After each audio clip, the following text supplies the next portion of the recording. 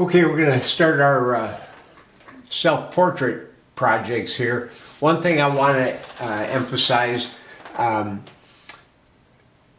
because we've picked a masked image, I'll tell you what, I've solved a lot of anatomical issues for us. And the reason we went in black and white and the high contrast, we're making drawings.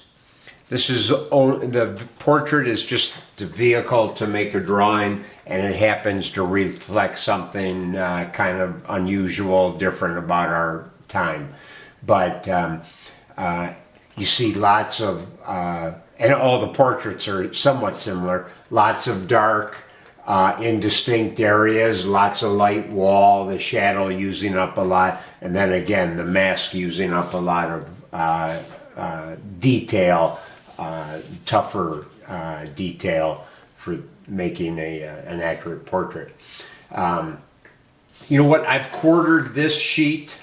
You probably can't see it on the camera. Very light grid lines there. And just for the sake of, sometimes I see people using the grid and I'm not even sure they're actually benefiting from the grid as a good tool. And so what I've done here, I've cut this piece of paper out to represent what this upper quadrant would be. And that's how you have to see it. At this stage of a drawing, you have to forget that it's a face, that it's a mask, all that. We're trying to locate things. And so when I look here, here's about halfway of the upper quadrant. So the top of my head starts up here. Here's about half. I'm gonna, that looks pretty good. You know, I'm doing it light. I don't even know if you'll see it. Actually, I'll try to do a little darker than I would recommend. Look where it exits down here out of the, I can just kind of box that in. Let's see, there's a half that the top of that sweater is a little past half, someplace in here. Here's the half mark again on the picture. Actually, the half mark here looks like about the top of my ear there. You know, I'm not trying to render this with any great accuracy. I'm trying to get landmarks down here. Here's about half. Looks like maybe that mask is about another half down here. Comes out pretty far. There's the shade of the mask here, back in here. And the mask leaves my quadrant here a little bit. That's fine. We'll go find that. That shadow's a little more, and the mask, comes up short of the ear there. Let me look at that again. No, it's about right there. So I'm gonna, you know, this is why you don't want to commit too hard on any line. And then, let's see, there's half point again. I keep going back and forth looking for about half point, and the glasses start quite a bit below half point. My mask line is probably quite a bit shorter here. And here's glasses, bar. Maybe they're over a little bit farther there, I think so. So I'm gonna reposition that a little bit just to, and then they disappear off into the shadow there, a lot of shadow. One thing I see right on the edge, you can just see the edge of my mask over there before it goes to negative space. So I'm going to kind of emphasize that right there. And so that's, you know what, that's about all we need right there. I'm just blocking in. And that's what we've talked about with a lot of our drawings. Sweaters down in here someplace. Looks to me like I come over a little more rounded there. Maybe that ear is out a little more there. Back to the sweater. Okay. we're good there.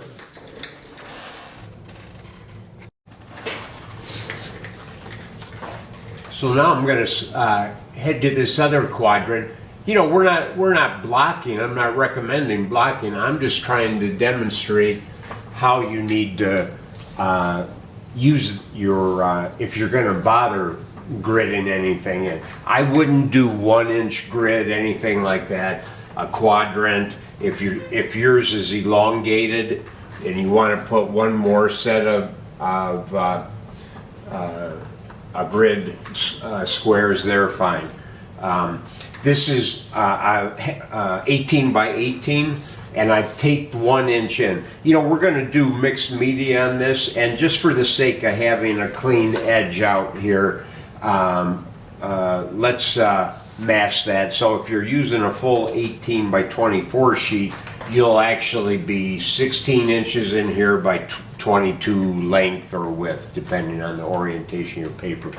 But back here now, looks like I can see my glasses poking out there. Let's find what looks like a half point again, something about there, something like that. And so half, maybe half. Glasses look like they're right in about the right spot there. And I'm just, you know, how this finally interfaces here. Well, when I remove those screens here, this filter, then we'll join it all back together. That shadow kind of starts right at the half point, comes up a little high, scrapes right around and behind those glasses. It looks like maybe it reflects or refracts a little bit of light there, and then we know this is all going to be shadow. Okay, I'm going to change the grid again here. Let's keep marching down the line. Lower quadrant, pretty simple one. Hands are always a little difficult. When we talk about positive, negative space, you can look at this shape from either direction. That's the continuation of our shadow. It's just, you know, it's a very diffuse shadow, but we can only kind of indicate roughly the outline of that highlight or the shadow. Here's our half point again. Doesn't quite come to the half point of that quadrant. Stays up there pretty high. Kind of, you know, just kind of looking for that shape. Maybe a little hard. I'm trying to stay out of the line of fire from the camera. Maybe about like that. That arm, now I don't know if you get, this is very dark here. I can see it. You might not on the video. The side of my arm is coming out almost right out of that corner, someplace right in there. Kind of does a mirror image of this form here, and then disappears into some pretty heavy shadow here. And then I'm looking at this line coming across, and let's see, where's my half point? My wrist starts a little above the half, kind of someplace in here. Yep, that's about right. And heads off, there's going to be a little bit on the other, and then a finger here.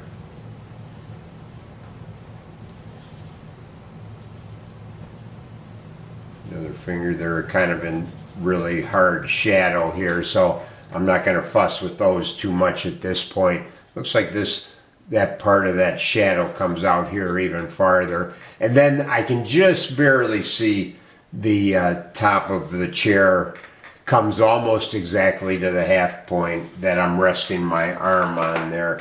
And then that's all we have left to finish is that hand coming down a little past the half point here, and one finger on into the other quadrant. This finger's a little tricky because it's bending back in here. I'm a little off there, but that's all the stuff we'll fuss with. I can, you know, I guess right now I can take a little. I see where that line of my sweater is, and it looks like a little zipper tag here. Mask comes just a little below. Looks like somebody in a operating room right now. Looks like a. And so now I'm kind of, you know, I've got the a contour drawing essentially, right, of my portrait. And as I was saying, we're going to make this kind of multimedia. We're going to work it mostly with charcoal. This is a charcoal pencil, and that's what I would recommend using for the bulk of it. And now, from this starting point, I'm going to do exactly what we do with any object we start drawing. I'm going to start fleshing this out, working these shadows. I'm not going to focus in any one spot. I'm going to try to move across. I'm going to understate my darkest values. I don't, you know, this is virtually black back in here with some little inflection. I don't want to go right to that dark of a value yet. I'm going to block it in, but I'm going to stay a long ways from that dark. And likewise over here, I'll take it down because we're going to try some other techniques in there as we get closer kind of to the last last quarter of the drawing, okay? So I'm going to work on this, and I'll peek back in periodically and give you a look at where I'm at.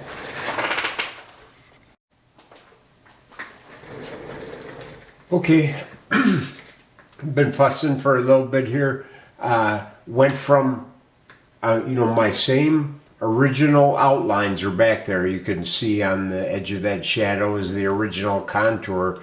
Some of the old original marks. I had just a few to hold it in there, and decided this was a little big. You can see the old work here. Well, I come back and emphasize that, shaped it a little different. Very sketchy looking, right? No, don't get too hooked. You know, I fuss with the face a lot because the correctness of that mask shape and so forth, even though we're not doing the total identity of the face, that mask has to work as almost like a cross contour drawing over the front of the face. And I haven't done anything here. This is going to be a fast hit, but I'm not going to do any more up here till I start taking care of some of this and bringing this way down now. Because now I want to see, this is where the drawing takes over. This is all, if it's no more polished than this as far as representational, hey, that's fine with me. Now it becomes a drawing about values, darks, lights, shapes, the literal depth, and some hint of the illusionistic depth that we've been talking about. So I'm okay on track here. Now it's about embellishing the drawing, and pretty soon I'm going to start using some brush and water in here, maybe a little brush and ink, and we'll make this even more painterly. We're not making a photo portrait, okay? It's a drawing still.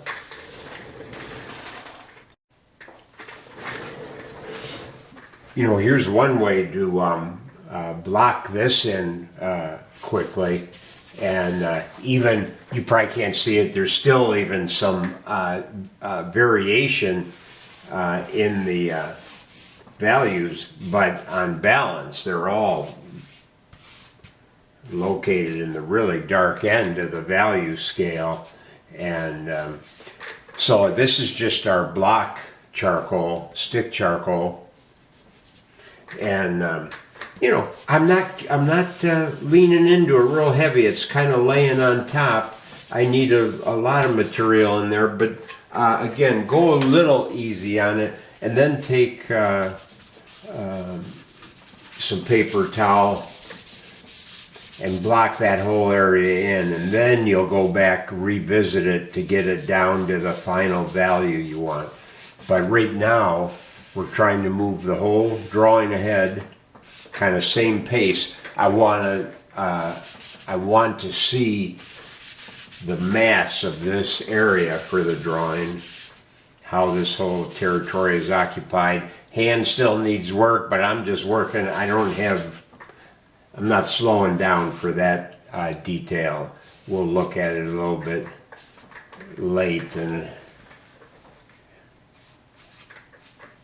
so just and I don't even have to add much to that value because it's already a little lighter than the sweater.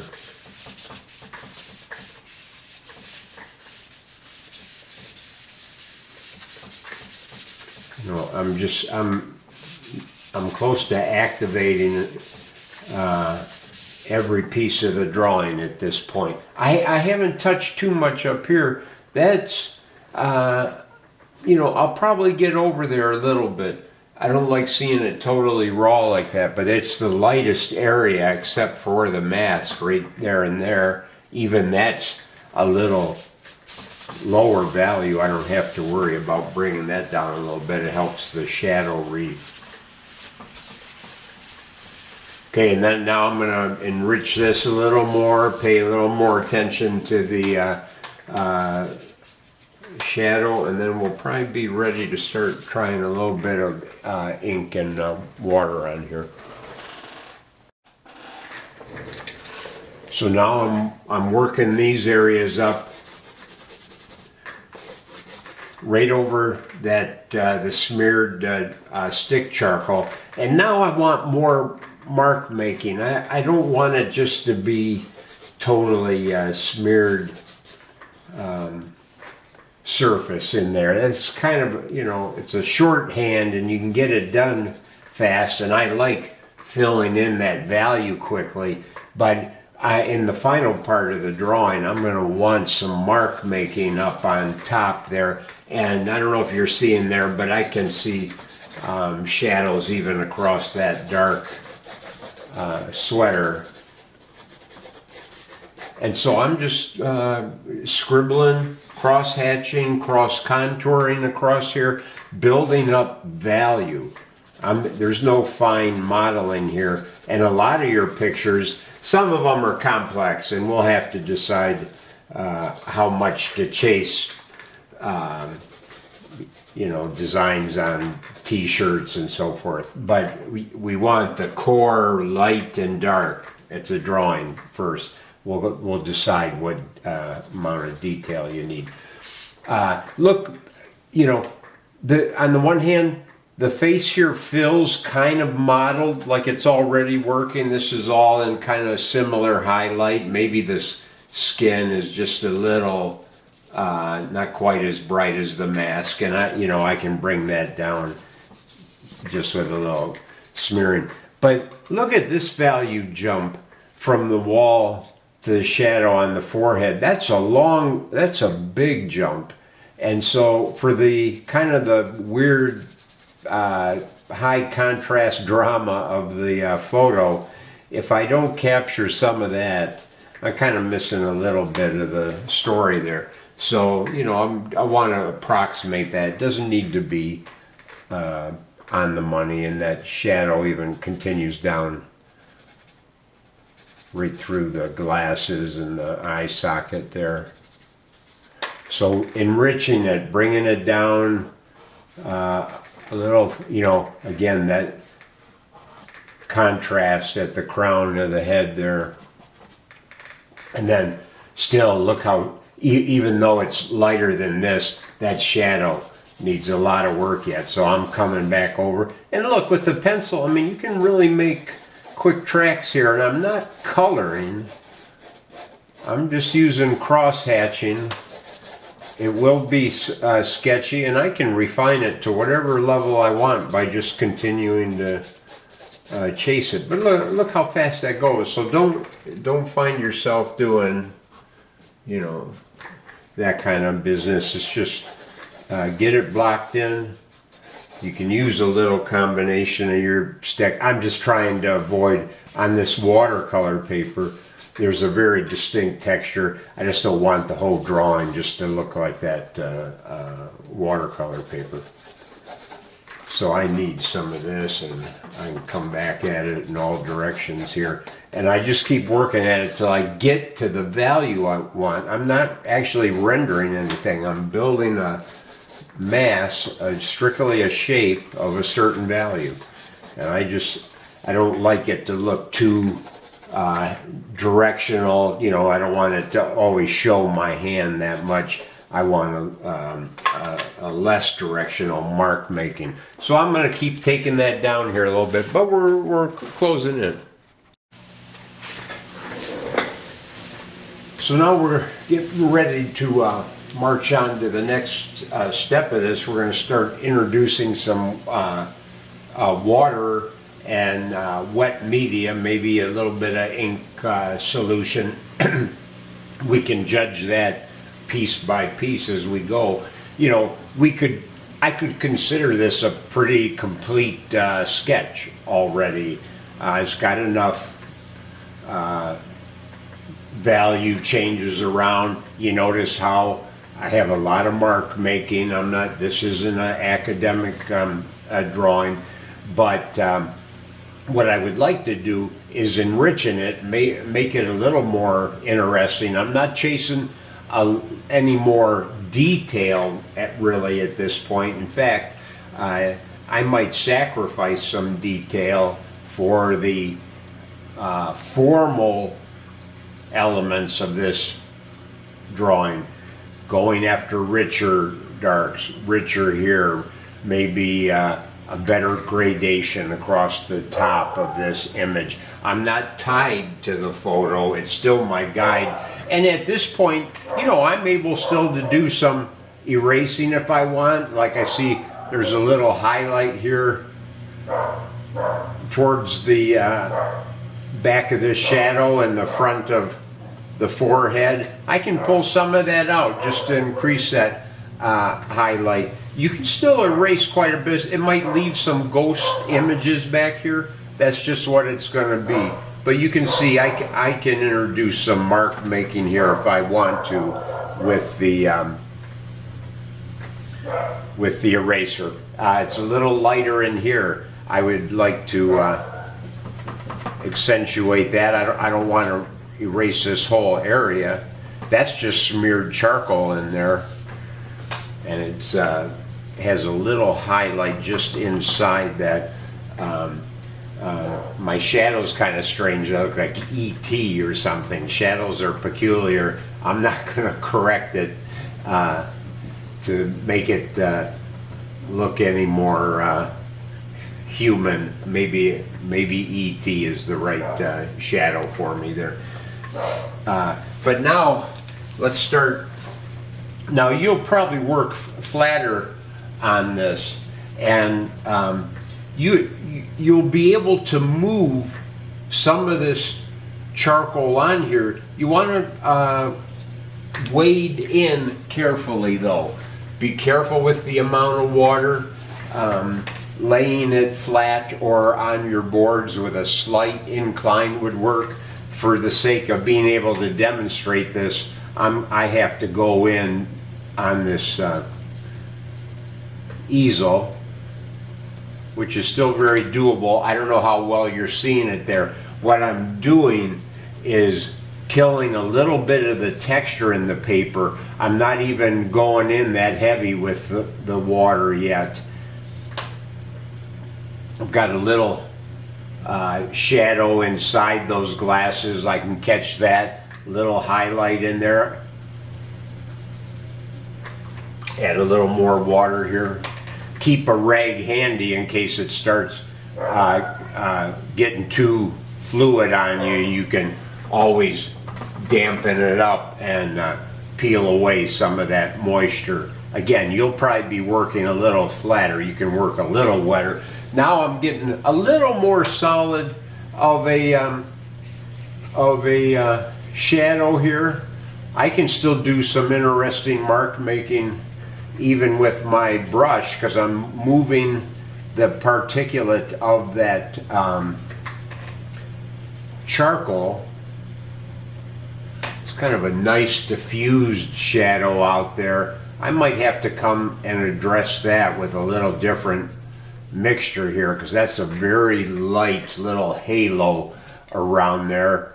You know, gets kind of dark right up here at the hairline and a pretty dark shadow. I'm not gonna fuss there too much. And in these real dark areas, I'm gonna really try to take those down. Now, just because we come in with water now doesn't mean I can't come back at this with some charcoal, and I probably will when I want to really accentuate a few of these lines in here.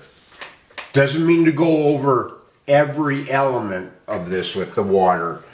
So I'm going to be a little selective here. I'm trying to solidify these forms. See how I can, you have to actually be a little careful here. You can go darker than you even intend to. So use a little light touch in there, test a little bit before you really come at it hard. Yeah, I like how that's looking now. It's feeling more substantial. There's a little highlight on the entire sweater is so dark. There's really not much modeling on it, but I can see some areas of more and less severe dark values, and I'm going to accentuate those a little bit right here.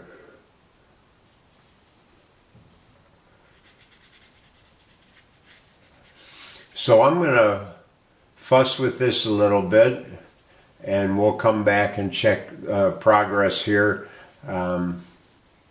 We can use all our techniques that actually we used in our ink and wash pattern drawings.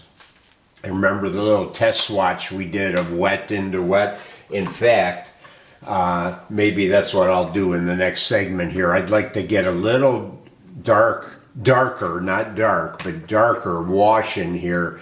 Well, one way to do that is to wet that and then do that nice gravity feed down there, just like on that little sampler we did. Okay, I'm going to work on this a little bit and be back with you in a few minutes here.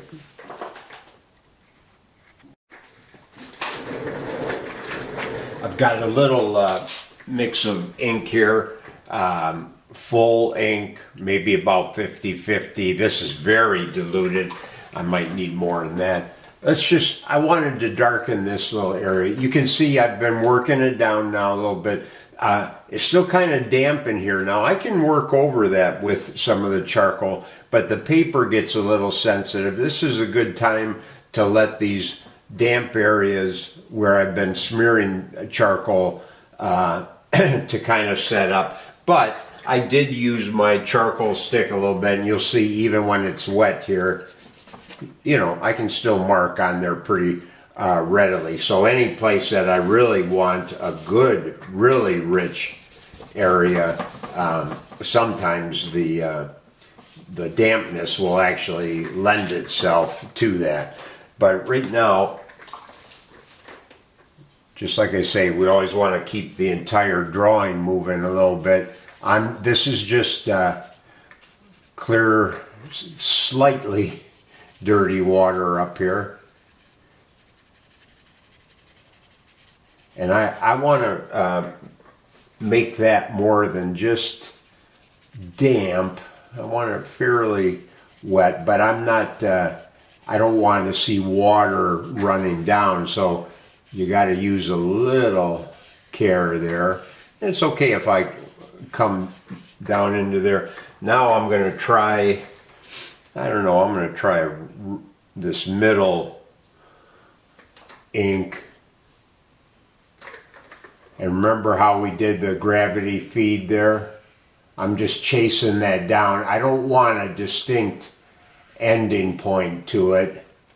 I want this, see, I'm starting to get a little bit of that gradation across there. I still got some of my mark making in here from my eraser. The eraser might resist the ink a little bit, just leaves a little residue behind, but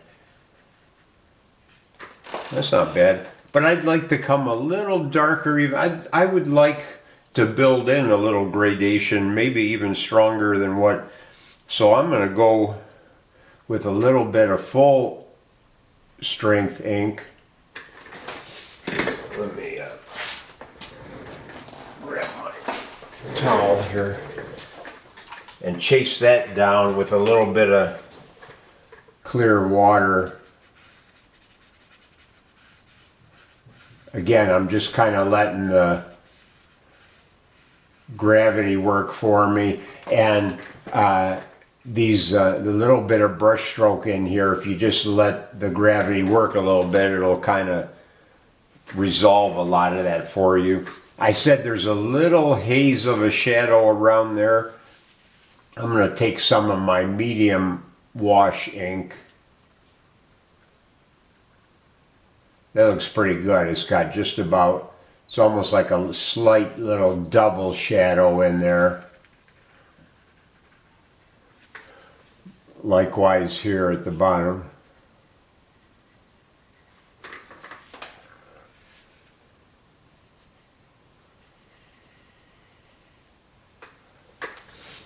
That's not too bad. Maybe I'll chase up here a little bit more. Run this out just a little bit. You know, a little bit of mark making in all directions. And let's see, I'm going to take a little bit of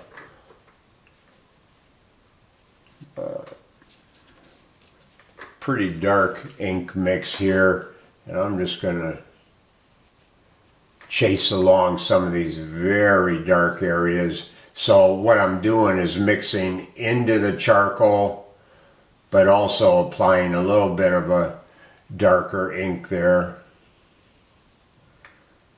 I could use some more dark in here according to my photo. Looks like kind of the shadow of my hand. My hand's very difficult pose there, so I'm not wrestling with that too much. There's a case where the amount of detail the hand needs is more than what my medium's gonna. I don't want to look so fussy there, so I'm gonna just treat that in very general shape terms. Yeah, now I'm getting some richness over there. There's some real dark on the back side, the unlit side of the shoulder here, and I can get that quickly with this too. Again, at this point now I'm moving a little bit of charcoal and a little bit of ink in there. I think most of my ink is gone now, but I can still work. And it just keeps enriching that now. It's starting to look better here. Kind of understanding the back or the strong side lighting of this form means there wouldn't be much light across the torso of the sweater here. So I can lay in some, and I'm still keeping some variation in my textures though. And I see a lot of mark making under there. I'm not obliterating. I'm not turning this into a solid shape drawing. It's still got all my marks, and I'm going to fuss over here a little bit here and come back in a few minutes. I'm going to darken some of this shadow up and try to make some interesting variation across there. And I might even introduce a little more mark making with my charcoal in there. We haven't used any white charcoal yet. We can still go back and do that. And for this project, I'm even going to leave open the option of coming back in with a little white acrylic if you want to fix something. The one problem, it's not a problem, it's just, I guess you got to give into it. There's often a color change. You start introducing white into charcoal, and there seems to be this bluish cast that breaks out. But that's okay for our purposes. We're not worried about that. All right, we'll be back in a little bit. Okay, I'm about where I'm going to stop here. I could march on for quite a while, and maybe I even will afterwards. It's dry in here now, but just so you realize, unlike the ink, once it's dry, that ink doesn't move anymore, but you can still get a lot of material up off of this because the charcoal particulate is still on top of the sheet someplace. More of it's in the paper, but it's not ink, it's not paper. Now's the time to go back in with some white charcoal if there's something you want to do. I like the overall value of this, but if I wanted to change the value or the texture slightly, now you can't get this kind of white back out of white charcoal going over this black, but you can affect the mark making, you can affect the value slightly, and if I was looking to maybe finesse this a little more, I would come in, do some cross hatching over the dark charcoal with some light charcoal, maybe accentuate this little mini shadow in here a little more. And again, I like to use a lot of different mark making so I don't have like one repetitive mark making approach here, so all your cross hatches are in one direction. Kind of makes for kind of a boring surface, and some of that'll smear too. But you can see it go a slightly different shade now. The white tends to blue it at a slight blue or bluish gray quality to it. But there might be some little accent areas you can hit. There's a little zipper pull there, a little piece of the actual zipper there. Maybe there's a little more highlight on the top of that sweater, but they're very incidental at this point. Yeah, I can hide a little bit of that ghost scribble, but I'm not too worried about that. I don't want to go crazy in there with that. I don't mind the mark making quality. So I'm going to pull up here. Maybe I'll fuss with it a little more, maybe not. But I think this demonstrates what we need for this next project in particular.